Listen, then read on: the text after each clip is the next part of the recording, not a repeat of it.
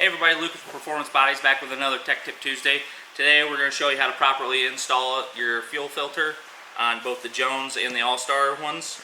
So the All-Star one, you're going to want to put the spring in, and then the closed end will actually go towards the spring, and then you can screw your end on.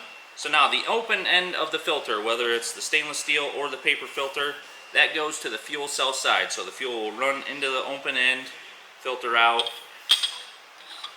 These just screw on, put your fittings on, you're good to go there. Now the Jones one. The Jones is the opposite of the All-Star. So it has this kind of beveled end on the filter, and there's actually a seat in there that end will actually sit in. So it sits in there nice and firm. Then you'll put the spring in, and then screw your end on the spring end. Now Jones is nice. They have the in and out etched on to the fuel filters themselves. We have two different kinds of Jones fuel filters. Just your standard fuel filter, just like the All-Star one. It's a little more compact. And then we also have one with a fuel shutoff, which is nice and handy.